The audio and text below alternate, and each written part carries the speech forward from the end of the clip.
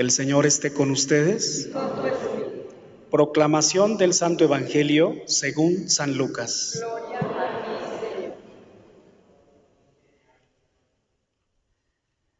En aquel tiempo, Jesús comenzó a recorrer ciudades y poblados, predicando la buena nueva del reino de Dios. Lo acompañaban los 12 y algunas mujeres que habían sido libradas de espíritus malignos y curadas de varias enfermedades. Entre ellas iban María, llamada Magdalena, de la que habían salido 7 demonios, Juana, mujer de Cusa, el administrador de Herodes, Susana y otras muchas que lo ayudaban con sus propios bienes. Palabra del Señor. Gloria a ti, Señor.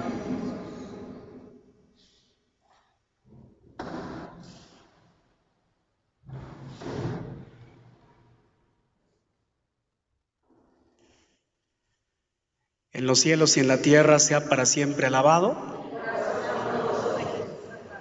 Sagrado Corazón de Jesús, en vos confío. Buenos días a todos. Los invito a observar en este pequeño fragmento del Evangelio cosas que pueden ayudar a ampliar nuestro espectro a lo que opinamos de los textos evangélicos. A veces están un poquito escondidos algunos aspectos que deberíamos con el tiempo, darnos más bien el tiempo para profundizar. Este evangelista, San Lucas, como los demás, tiene cosas particulares. Hay textos que comparten todos los sinópticos y hay algunos cuantos, no son muchos, que comparten incluso los 4, incluyendo a Juan también, que él no es sinóptico.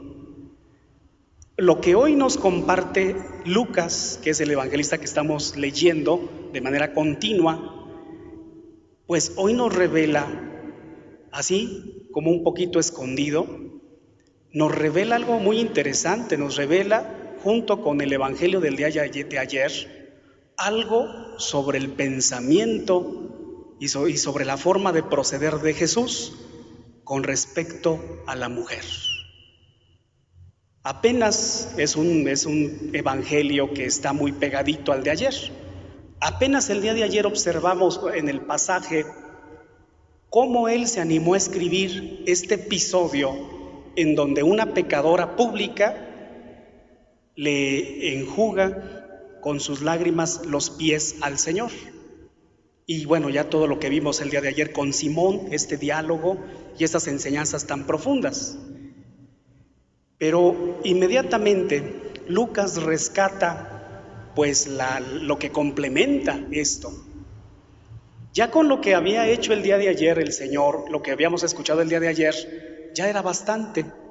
Veíamos cómo es capaz de perdonar los pecados, de considerar a la mujer, incluso cuando se encuentra en pecado, un pecado tan fuerte para ellos como era el de la prostitución. Y no solamente eso, sino que Lucas, arriesgándose a que su lenguaje sea políticamente incorrecto, como lo decimos hoy nosotros, ¿verdad? Han escuchado mucho eso ustedes seguramente. De todos modos no se calla. Y cuando en este pasaje habla de que el Señor Jesús empezaba a andar de pueblo en pueblo, de esta manera tan hermosa que es la itinerancia, resulta que no solamente cargó con los 12 apóstoles, que con este equipo que él estaba pues preparando, estaba tratando de que ellos practicaran, de que vivieran la experiencia del seguimiento. Pero no son solamente ellas. Es un pasaje exclusivo de San Lucas y nos dice que no solamente los apóstoles, los 12, sino también algunas mujeres, y hasta habla de sus nombres. ¿Esto por qué le estoy dando tanta relevancia? Pues porque sí es relevante, sin duda. Porque efectivamente el Señor ha llamado a estas mujeres sin empacho y sin miedo a la crítica de la sociedad de su tiempo. Fíjense que un maestro en esos entonces, y obviamente un poquito más para atrás, era muy común que una persona tuviera sus discípulos, una persona sabia, una persona de conocimiento, tenía sus discípulos, pero normalmente no podía tener más de 4. Era una cuestión excepcional cuando se tenía por ahí uno más. Y entonces el discípulo, la persona que quería enseñarse, que quería aprender, él era el que solicitaba al maestro. Fíjense cómo el Señor va cambiando las normas y no son los discípulos los que escogen a Jesús. ¿Sí se fijan cómo los evangelistas tienen mucha puntualidad en esto? Y entonces el Señor les dijo, ven. Él ya está cambiando un paradigma. Él es el que llama a las personas que quieren que colaboren con Él. Bueno, pero nunca, jamás, ustedes van a ver en el mundo antiguo, era posible que un maestro, por supuesto de esta talla como lo es Jesucristo, pudiera tener discípulas. Eso era impensable. Por eso cuando hoy el Evangelio nos dice que no solamente los 12, sino también mujeres de cierto abolengo, nos habla de la esposa de un colaborador de Herodes, de Cusa. La esposa resulta que era simpatizante de Jesús, lo siguió como su discípulo, y no solamente eso, sino por estar en buena condición económica, estas mujeres en muchas ocasiones ayudaban con sus propios bienes a que el anuncio del reino fuera posible. Hermanos, esto verdaderamente es una revolución, porque aquí nos damos cuenta de cómo el Señor, en primer lugar, cambia de paradigmas con respecto al hombre y a la mujer. A veces a nosotros se nos hace complicado esto porque lo pensamos de acuerdo a nuestro pensamiento, porque a lo mejor estamos inmersos en una cuestión tan machista, en una cuestión tan piramidal, que se nos olvida la razón por la cual hombres y mujeres estamos llamados no a estar haciendo siempre esta eterna lucha entre los sexos, esta eterna lucha en donde los hombres ya quieren ser como las mujeres, en donde las mujeres empoderadas quieren ser como los hombres, que la mera verdad yo no se los recomiendo, pero bueno, si quieren síganle. Y resulta que en el Evangelio no es esta lucha. En el Evangelio, más bien, al principio de lo que hemos escuchado el día de hoy, se nos habla de que todo esto tiene una razón: el anuncio del reino de los cielos. Para terminar, yo quisiera contarles así rápidamente de que a cuentagotas ciertamente, pero vamos avanzando. Ojalá que el Señor nos abra el Espíritu nos abra la mente. Ojalá que el Señor nos permita ser personas más consideradas, en donde nos ayude a comprender que a los ojos de Dios no hay unos de primera y no hay personas de segunda. No es que el hombre, por la jerarquía que ha tenido toda la vida, quiere decir que sea más digno a los ojos de Dios, y que la mujer sea una persona de segunda clase. Ojalá que nos lo conceda. En la parte política, en la parte social, en la parte familiar y por supuesto de los que somos seguidores del Señor. Que tenemos funciones diferentes, por supuesto, eso es indiscutible.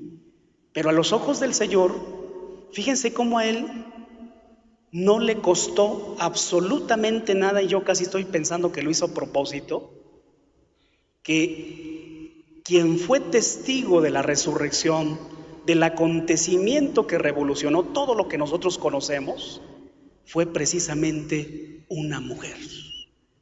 Y ella ya después se los dijo a los compañeros varones, pero fue una mujer la que fue testigo primordial, la primer testigo de la tumba vacía. Cuando hoy en la iglesia nos damos cuenta de que hay muchos servicios, en donde la mujer tiene tanta primacía, aunque sea cuentagotas, pero bendito sea Dios, el evangelio va calando. Lo que les quería contar brevemente es lo siguiente. En mi tiempo de estudio me tocó algo que me edificó muchísimo. Una de las maestras, las profesoras, las catedráticas de la Universidad Lateranense en Roma, una persona súper distinguida en las Sagradas Escrituras, que se llama Bruna Costacurta. Si hubiéramos tenido todavía esa cuestión de que una mujer que me va a venir a enseñar, si todavía estuviéramos tan traumados con esa cuestión, ¿cómo se explican ustedes que un aula donde cabían 100 personas y todos éramos varones, y el 98% sacerdotes de los 5 continentes, estuviéramos recibiendo clase de una profesora en Sagrada Escritura, Bruna Costacurta, una de las mejores catedráticas que tiene esa universidad? ¿Cómo? Es ahí donde uno comprende que cuando el Evangelio habla de que ayudaba con sus bienes, de que aquellas mujeres ayudaban con sus bienes, en ese momento se refería seguramente a los bienes económicos, pero durante la historia se refiere a las capacidades, a las posibilidades y a lo más valioso que tenemos los seres humanos, al tiempo. Cuando una mujer, cuando un hombre ayudan para que el Evangelio vaya adelante, para que los que no lo conocen lo conozcan, la verdad que no importa si es hombre o es mujer, porque a los ojos de Dios, efectivamente todos somos sus hijos. Así sea. Amén.